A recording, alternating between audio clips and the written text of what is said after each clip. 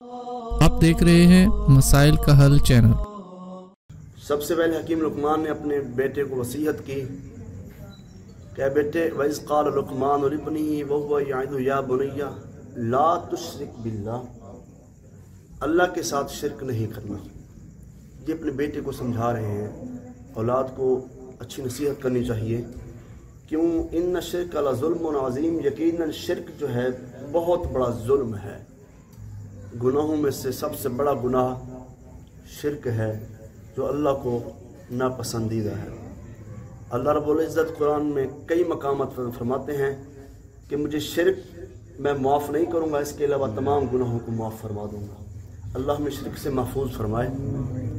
پھر اللہ رب العزت نے اس کے فوری بعد ایک ایسا عظیم نقشہ کھینچا جس کے اندر ماں باپ کی عظمت اور احترام کے حوالے سے گفتگو ہوئی۔ وَوَصَّيْنَا الْإِنسَانَ بِوَالِدَيْهِ حَمَلَتْهُ أُمُّهُ وَهْنًا عَلَى وَهْنٍ وَفِصَالُهُ فِي عَامَيْنِ أَنِ اشْكُرْ لِي وَلِوَالِدَيْكَ۔ اللہ فرماتے ہیں ہم نے انسان کو وصیت کی ہے کہ اپنے والدین کے ساتھ حسن سلوک کرے۔ والدین کے ساتھ حسن سلوک بہت بڑا عظیم عمل ہے، اللہ کے ہاں پسندیدہ عمل ہے۔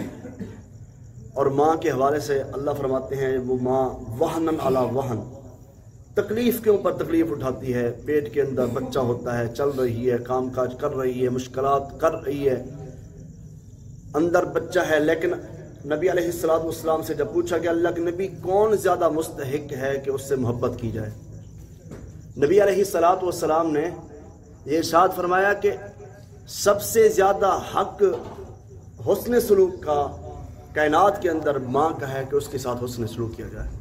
صحابی رسول نے پھر پوچھا، آپ نے پھر وہی فرمایا۔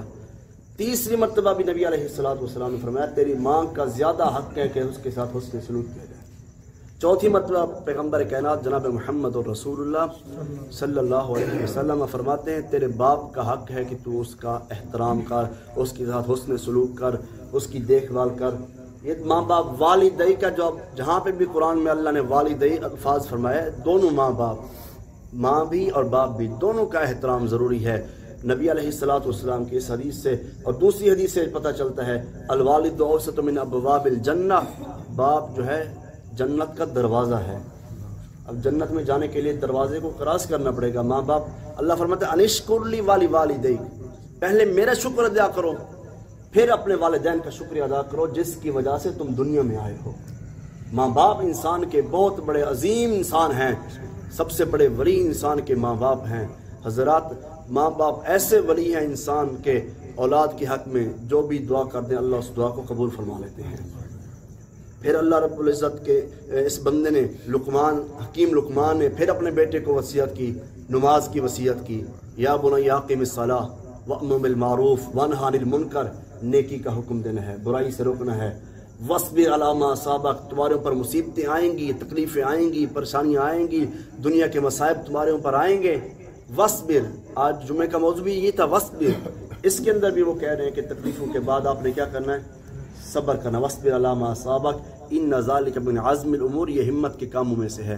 اس لیے حضرات ذی وقار، قرآن سن کر اس پر عمل بھی کرنا چاہیے۔ قرآن کا ترجمہ خود بھی پڑھیں آپ، تھوڑا تھوڑا کر کے جتنا آپ پڑھ سکتے ہیں۔ اللہ رب العزت مجھے اور آپ کو عمل کرنے کی توفیق عطا فرمائے۔ وآخر دعوانا ان الحمد للہ رب العالمین۔